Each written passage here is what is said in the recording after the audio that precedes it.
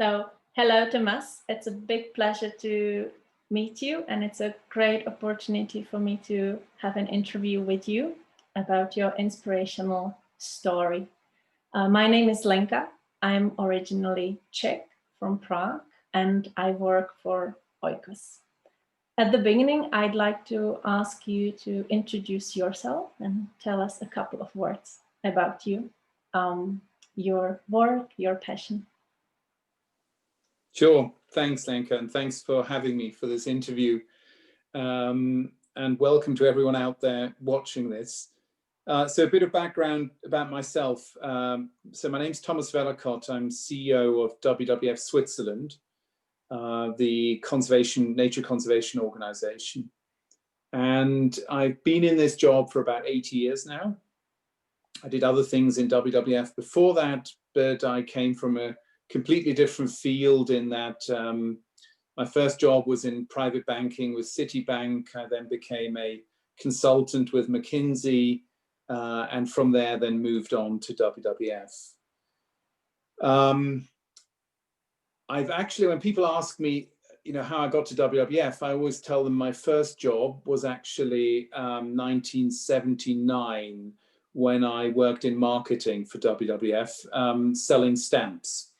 That was sort of, my parents bought me a WWF membership when I was 8, and you were sort of invited to sell stamps and raise funds, and so that was the first thing I did. And I went around the little village where we lived at the time and sold these stamps to everyone. So that was, since then I've been a WWF member, so it's something that's sort of been with me throughout almost my whole life, really.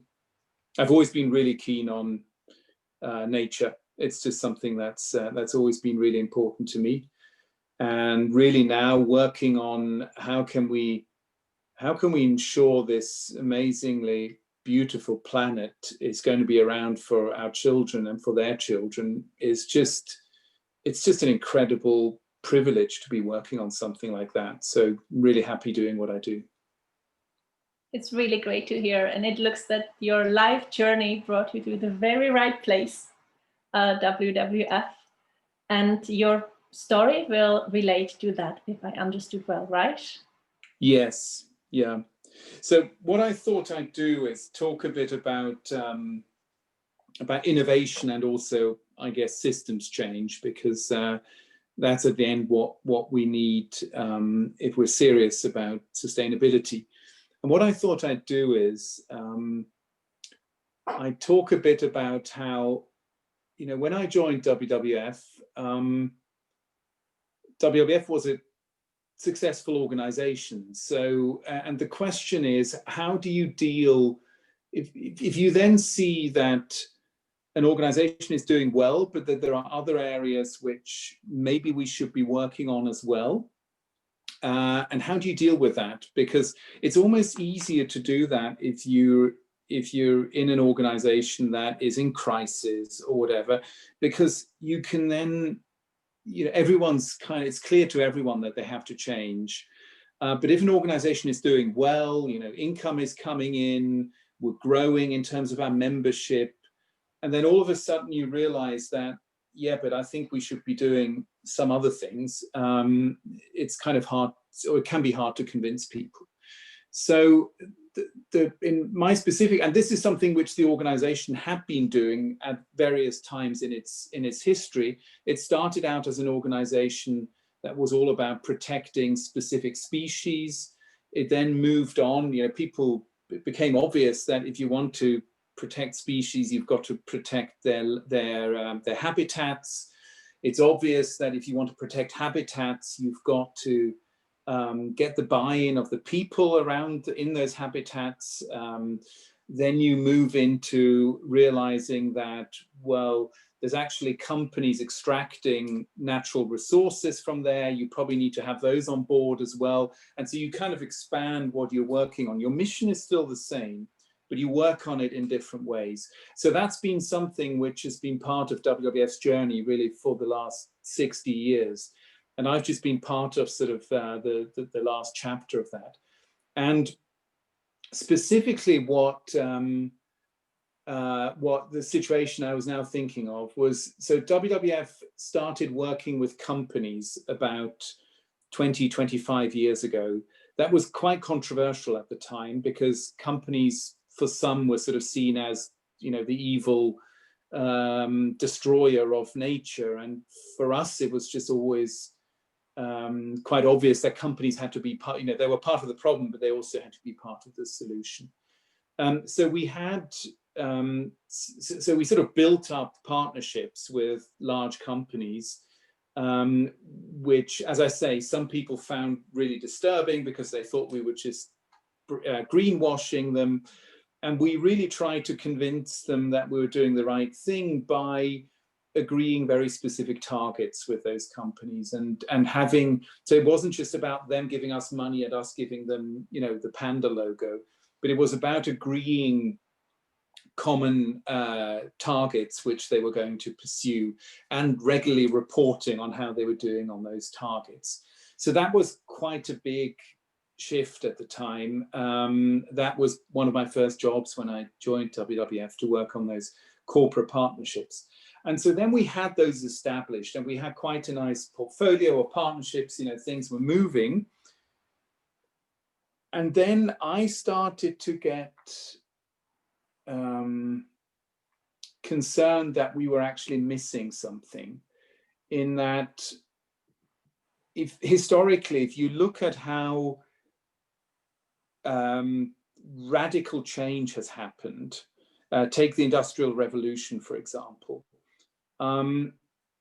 very often it wasn't the well-established large companies who made that rapid change happen, but very often it was actually small, scruffy startups in a garage or whatever doing that. So I grew a bit concerned that by just focusing on large companies, we were actually missing something very relevant if we really wanted radical transformation, which we felt we needed.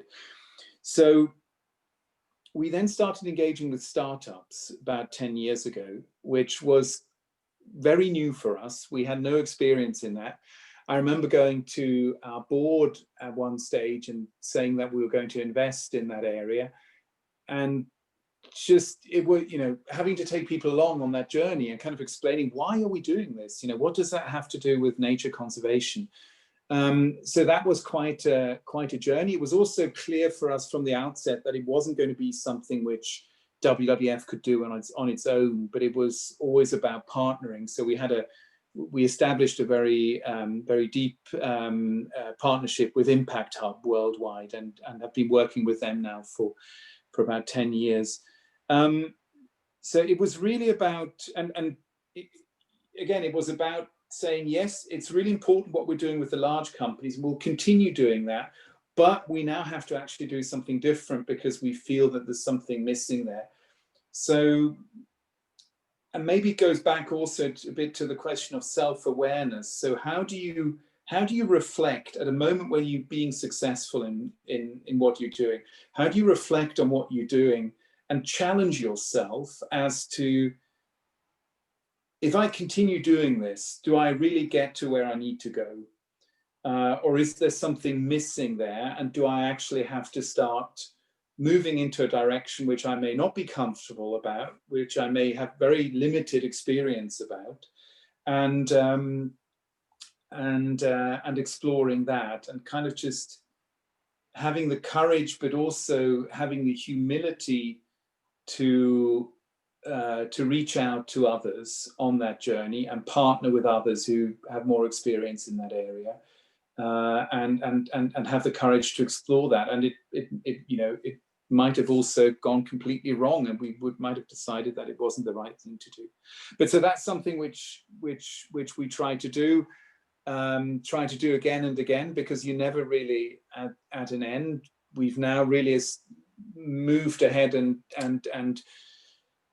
built up a program in sustainable finance as well, because we realized that the way that companies were being financed actually had a big influence on how sustainable they were. So again, we've moved into a new area now, and are very active in that as well.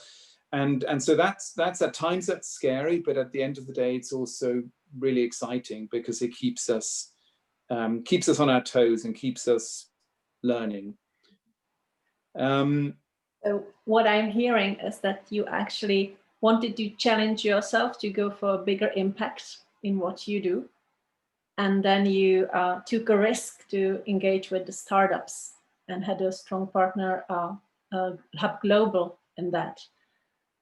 When looking back, do you think that the risk was a right decision? And do you see any tangible impact and really deep progress, deep change that actually happened thanks to WWF getting engaged with startups and supporting them?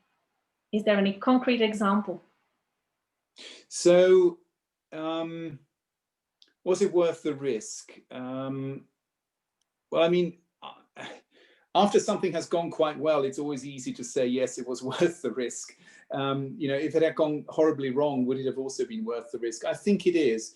And the reason is, I explain this to people as follows, that if we take our current trajectory that we're on as an organization in terms of the impact we are having, and it's not that we're not having impact, we're having impact, but if I project that 10 or 20 years into the future and say, okay, how much impact will we have then? If we just keep doing what we're doing at the moment, we do it a bit better, we grow a little bit, and so on, we will fail at our mission. We will fail at our mission of protecting biodiversity and at sustainable use of natural resources because we're not moving fast enough. So this is really about, as I said, it is about transformation. It is about rapid and radical and deep transformation. And we're not on the right trajectory yet. So the biggest risk we can possibly run is continue doing what we're doing at the moment without adding new levers to what we're doing. So therefore, it may seem like a big risk if you move into a new area, but if you're a purpose-driven organization, you always need to ask, well, how do I fulfill that purpose? And if I fulfill it better by doing something new, that's actually the smaller risk we're taking there. Now, your other question, so what's the concrete outcome? Quite hard to measure because everything we do, we don't do it alone. We do it with partners. So I can hardly ever point to something and say, that happened just because of WWF. Because then I would be, if I did that, I would basically be competing with others and I would be excluding others and saying, this is my piece of the impact and no one else is allowed to claim that.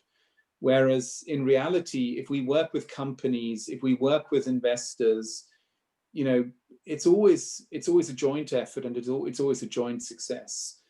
What I can point to is, take the Impact Hub partnership. When we joined up together and when we invested in the growth of the Impact Hub network, there are about 20 Impact Hubs worldwide. Now there are about 100. There are about 4,000 or 5,000 people in those Impact Hubs working on innovation in the environmental field. So that's about 2/3 the size of WWF's workforce worldwide. So that gives you a bit of it. It's not the impact yet, but it gives you a bit of an impression of sort of the lever we have developed with that. And again, it wasn't us alone; it was us together with others. So I'm always a bit cautious about pointing to that. That's my success. Also has a lot to do with kind of wanting to pride oneself with, this is mine, this is what I did. And if we're honest, we're part of an ecosystem. And at the end of the day, it's the ecosystem that evolves and I can be part of that evolution. I can contribute to that, but it's never my success. Mm-hmm. Also, you're actually describing also the shift in a thinking, which I see very often in mainstream economics paradigm and alternative paradigms, moving from competition and wanting to be a winner towards a collaboration and seeing where we can be stronger together and have a bigger results and bigger effect all together in collaboration. And and being, yeah, basically this humility in that as well, not wanting to possess the prize. And I feel that's really inspiring and perhaps the way to go for the future as well. I think you're right. I think you're right. And, you know, as an NGO, you have the luxury that it's maybe a bit easier to do that. But even in our case, you know, when I remember one specific incident where the CEO of another large NGO in Switzerland calls me up shortly after I joined WWF and basically told me off for using a specific animal in our advertising or our communication to members. He said, "That's our animal. How dare you use that?" So it was like this: who owns which animal for their communication? It was a really weird conversation, but it really came down to the question of what do you optimize for? Do you optimize for your own organization, or do you optimize for the ecosystem as a whole? And you know, it can sound really altruistic to say, you know, we need to optimize for the ecosystem. I don't think it's altruistic. I just think we achieve a lot more if we do it that way. So, you know, when people talk about our competitors, I just start feeling really uncomfortable. And as an NGO, these are our partners, and we work really closely with other environmental NGOs, for example, and I think that's part of the strength, because we're just we can achieve so much more together than if we fight each other. Mm-hmm. That's true, and I believe that the purpose is a strong engine for self-motivation and for energy to actually run and make a difference. I was wondering, you were talking about the key ingredients of radical and deep change, and this was like courage, innovation, which is probably not going with mainstream, not going with the same strategies, but actually being brave to change something, and being fast and being faster, because we all feel that we need to act quickly because the time is running. When you need to be faster, you also need to get a lot of people on board, and you need to bring them, and you need to reach out to the crowd. So what are the strategies to bring more people on board to actually become a massive movement? Oh, I wish I had the answer to that. then we could just do that, and we would immediately have this massive big movement. I think there's a degree of randomness to that, if we're very honest. That, you know, why did Fridays for Future emerge when it did emerge? Was it, you know, it was probably the confluence of various different things. It wasn't any one specific design or anything. So I think you can only steer that up to a certain degree, and to a certain degree it's just luck, or you know, a certain constellation which you're in, which gets to that. But there are a few things I think you can look out for. Well, first of all, what we've just been talking about. So we are the largest conservation NGO in Switzerland.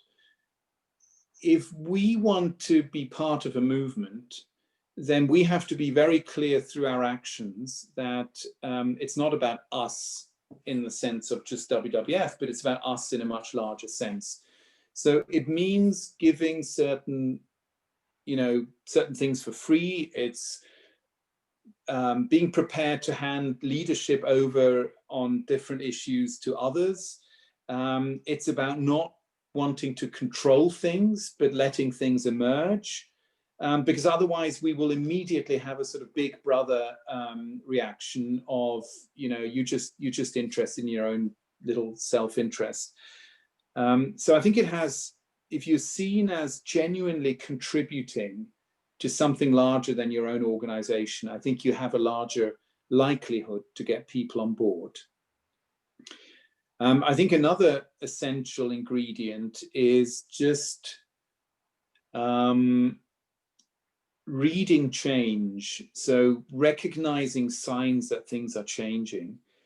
And so just being attentive to what's going on. I mean, I'll give you an example. Renewable energy, the price development of renewable energy has surprised everyone in terms of how much cheaper it's gotten in the last 10 years. You know, it's gone down by, solar by about 90% in price.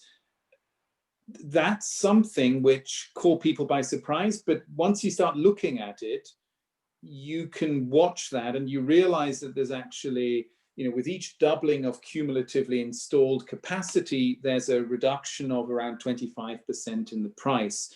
So once you've seen that and you start projecting that into the future, you start to see some of the opportunities emerging before they emerge. And once you start, for example, if you realize that change doesn't happen in a linear fashion, but usually change happens as sort of, you know, technology adoption curves type S curves, you can then move beyond some of the really simplistic assumptions out there in terms of, oh, renewables are always going to be too expensive.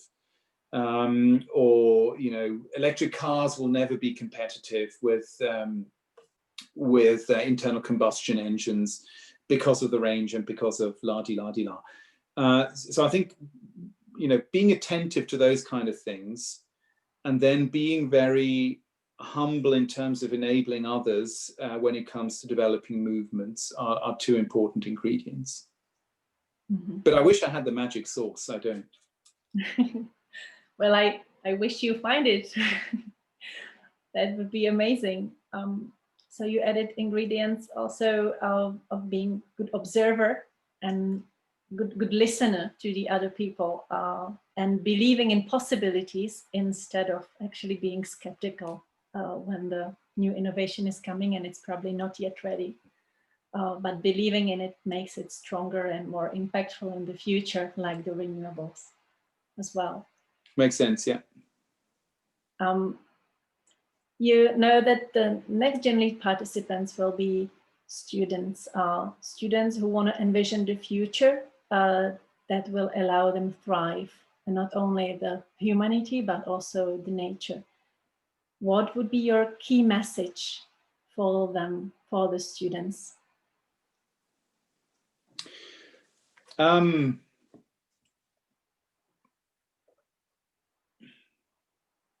Look, it's about speed. There's a lot happening that is very encouraging in terms. I mean, we talked about renewable energy, for example. We could look at behavior change that we're observing. People eating less meat and things like that. So there's a lot of really positive stuff out there. And two things about that. One is so there's a lot of positive stuff happening, but it's not going fast enough. So the next 10 years are truly crucial to get this transformation going and get it going not get it going, but speeding it up to the point where we get to a trajectory to keep global warming below 1.5 degrees and where we can start regenerating nature rather than losing nature. So these 10 years are really, really important. And we just need to take this dynamic, which is already there, and accelerate it even further. And I think that is one of the most exciting things to do, because we're not at the point where we have to go out and kind of, shake everyone and say, hey, the environment's important and sustainability is important. A lot of people are getting the message, but we can actually work with this dynamic and speed it up. So consider this a really exciting time to be working on these topics.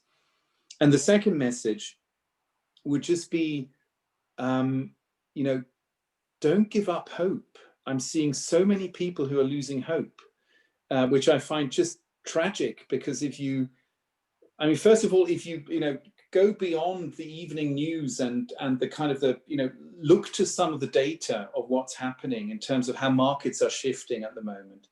And it gets really, really encouraging to see that. It doesn't mean that we're on the trajectory we need to be. We still need to change, but it's much better than some of the stuff you hear in the 9 o'clock news. So, you know, go out, look for that data, seek those opportunities, and don't give up hope. Because it's so easy to just, you know, I've seen people who've gone from climate deniers to sort of resigning to climate change and say, well, there's not much we can do anyway, you know, we're doomed. Well, those are both really easy positions to have, because in both cases you don't have to do anything. And I think the challenge of actually giving people hope and seeing that it's not an unrealistic hope, but it's a hope based on identifying facts and identifying trends and identifying developments, and then going out and not feeling that it's all on my shoulders. I need to save the planet, you know. It's about working with others and working joyfully with others and using this dynamic and really speeding things up and making it happen. It's an amazing journey. So just be part of it.